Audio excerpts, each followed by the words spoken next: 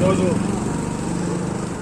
కేంద్రంలో అధికారంలో ఉన్నటువంటి భారతీయ జనతా పార్టీ మోదీ గారి ప్రభుత్వం ఈరోజు అట్టడుగా వర్గాలకు అదేవిధంగా గ్రామీణ స్థాయిలో ఉండే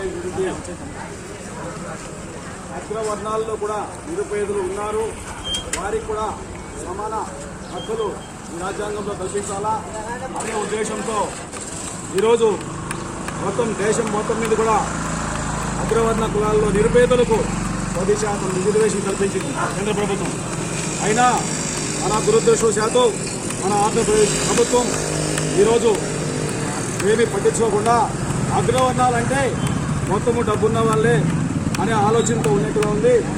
అదేవిధంగా ఈరోజు రాష్ట్ర యువమోర్చా భారతీయ జనతా పార్టీ కార్యక్రమం ఈరోజు రామకుప్పం మండలంలో సంతకాల సేకరణ రాష్ట్ర పార్టీ ఆదేశాల మేరకు సంతకాలు సేకరించి ఒక లెటర్ ద్వారా ఆయనకు మన గౌరవ రాష్ట్ర ముఖ్యమంత్రి వర్యులు శ్రీ జగన్మోహన్ రెడ్డి గారికి రాష్ట్ర ముఖ్యమంత్రి వారికి ప్రతి గ్రామం నుండి అగ్రవర్ణ కులాల్లో నిరుపేదలైనటువంటి వారు ఈరోజు లెటర్ రూపంలో రాష్ట్రానికి ఆయన కార్యాలయానికి పంపించడం జరుగుతుంది. అదేవిధంగా ఈరోజు మనం చూసినట్లయితే అగ్రవర్ణాల్లో కూడా నిరుపేదలు ఉన్నారు అని కేంద్ర ప్రభుత్వం గుర్తించింది. కానీ కొన్ని రాష్ట్ర ప్రభుత్వాల్లో గుర్తించలేకపోవడం దురదృష్టకరంగా భావిస్తున్నాము. ఈ ప్రభుత్వం వెంటనే అగ్రవర్ణ కులాలకు 10% రిజర్వేషన్ వెంటనే కల్పించి వాళ్ళకి ఉద్యోగాల్లో కానీ రాజకీయాల్లో కానీ 10% రిజర్వేషన్ కల్పించి వాళ్ళకి తగిన గుర్తింపు తగిన న్యాయం చేయవలసిందిగా కోరి ప్రార్థిస్తూ